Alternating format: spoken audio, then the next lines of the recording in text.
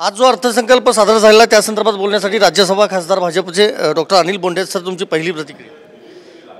सर्वे सुखिना संतूचा संदेश देणारा, विकसित भारताकडे नेणारा हा अर्थसंकल्प आहे. प्रधानमंत्री नरेंद्रजी मोदी यांच्या डोक्यामध्ये, त्यांच्या दृष्टीसमोर 2047 आहे, विकसित भारत आहे आणि म्हणून दरवर्षी एक एक पाऊल वेगाने टाकले जात आहे.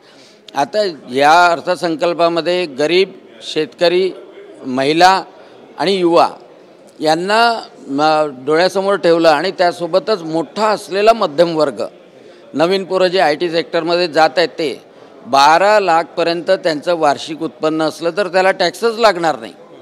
सरकारी नोकरी करणारा असला तर 12,75,000पर्यंत असलं तर त्याला टॅक्स लागणार नाही. ज्येष्ठ नागरिक असला 1 लाखापर्यंत त्याचं व्याज येत असलं त्याच्या फिक्सचं तरी त्याला टॅक्स लागणार नाही. आणि शेतकऱ्यांना तर 3 लाखाची जी व्याजमुक्त म्हणजे कर्ज दिलं जात होतं, कमी व्याजाचं कर्ज दिलं जात होतं, ते 5 लाखापर्यंत गेलं.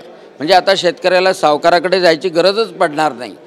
त्याशिवाय जे रुग्ण असतात, कॅन्सरचे रुग्ण आहेत किंवा रेअर डिसिजेसचे रुग्ण आहे, अशा रुग्णांच्यासाठी 36 औषधं आणि 12 लाईफ सेव्हिंग ड्रग्ज ते संपूर्णतः करमुक्त करून टाकले. 12 लाखाची जेव्हा घोषणा केली, संपूर्ण सभागृहानं बाकं वाजवून स्वागत केलं. त्याचं सगळ्यांना करावंच लागणार आहे, कारण की जी यंग जनरेशन आहे, ज्यांना आज IT मध्ये असतं, 60,000 70,000 जो पगार होता त्यांचंही उत्पन्न ते टॅक्समध्ये जायचं.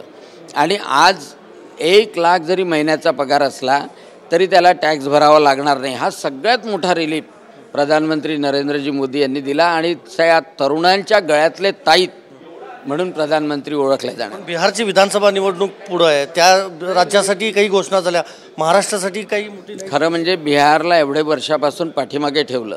आता महाराष्ट्रासाठी म्हणाल तर कॉटन मिशन, 5 वर्षाचं जे कॉटन मिशन सांगितलं ते महाराष्ट्रासाठी आहे. बिहारमध्ये मखाना जी स्पेशालिटी आहे की आज मखाना सगळीकडे एक्सपोर्ट केला जातो, त्या मखानावर प्रोसेसिंग झालं पाहिजे, त्याचं प्रोडक्शन वाढलं पाहिजे, क्वालिटी मखाना असला पाहिजे, फार्मर प्रोड्युसर ऑर्गनायझेशन निर्माण झाल्या पाहिजे, मखानाच्या माध्यमातून शेतकऱ्यालाही उत्पन्न झालं पाहिजे. यासाठी जर दिलं तर नुसतं बिहारसाठी दिलं असं म्हणण्यात अर्थ नाही आहे. आणि बिहारही हा देशाचा भाग आहे. बिहारचं डेव्हलपमेंट झालं तर बिहारमधून जे स्थलांतर होतं ते सुद्धा थांबेल आणि त्यामुळं त्याचं स्वागत तर विरोधकांनी करायला पाहिजे. पण आता विरोधक स्वागत करणार नाही, ते स्थलांतर करतात. ते स्थलांतर म्हणजे ते वॉकआउट करतात.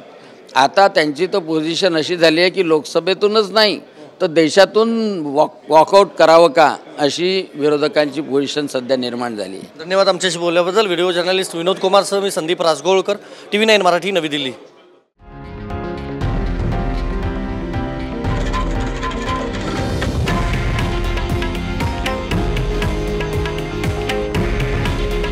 हे आहे देशातील नंबर 1 न्यूज नेटवर्क आणि आपण पाहत आहात TV9 मराठी.